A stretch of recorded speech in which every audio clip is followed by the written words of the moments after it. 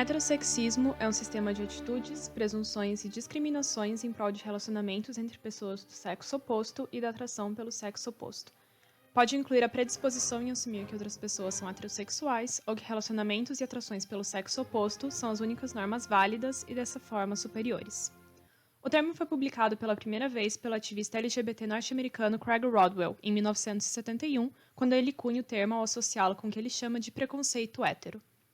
Embora nomeado há apenas 50 anos, o heterossexismo vem tomando forma desde o século XIX, quando os mecanismos de poder em relação ao sexo e as práticas sexuais se deslocam da jurisdição secular e eclesiástica para a hegemonia da ciência, e as relações entre pessoas do mesmo sexo, que antes entravam na caixinha de perversões sexuais ou sodomias, passam a ser consideradas um desvio patológico do que se instaura como a norma, a heterossexualidade, agora já com esse nome. Segundo Foucault, falar da história da sexualidade é falar sobre a história do discurso, que está diretamente ligada às relações de poder e dominação. Quem fala, como fala e onde fala importam mais do que a fala em si, e é aí que o discurso vira um mecanismo de poder. Anos depois, Paul Preciado pontua em seu manifesto contrasexual que a manutenção da heterossexualidade ocorre através de operações constantes de repetição e de recitação dos órgãos masculino e feminino, socialmente investidos como naturais.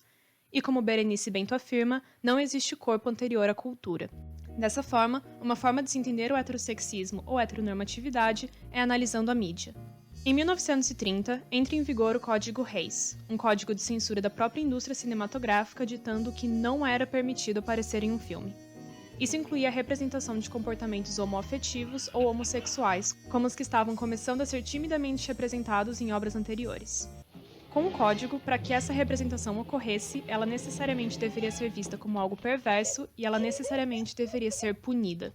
Oh, I feel so damn sick and dirty, I can't stand it anymore.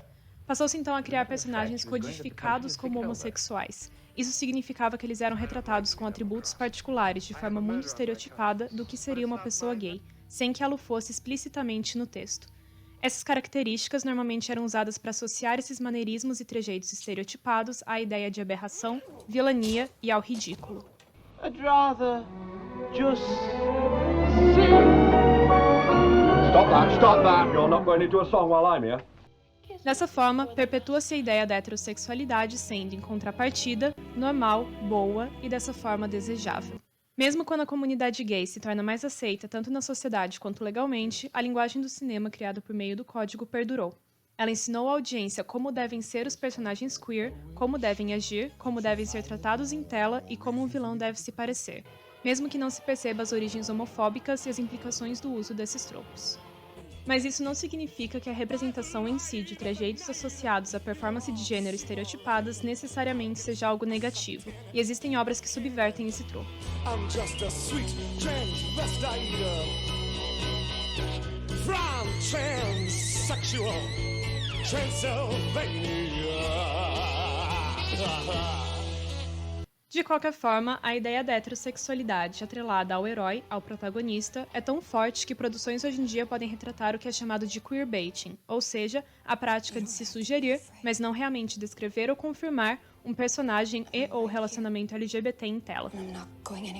Isso só funciona porque, graças à heteronormatividade, mesmo que o personagem apareça em situações que facilmente podem ser lidas como românticas ou sexuais com outro personagem do mesmo sexo, uma audiência mais conservadora dificilmente deixaria de considerar esse personagem como sendo hétero, e portanto essas interações românticas ou sexuais não seriam lidas como tais. What do you mean you cannot leave? You cannot leave me. I love you.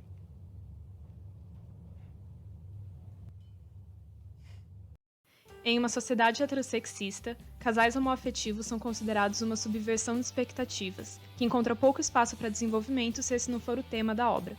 Porém, existem obras que fogem desse tipo de representação, quando colocam na tela relações românticas ou sexuais entre personagens do mesmo sexo de forma naturalizada.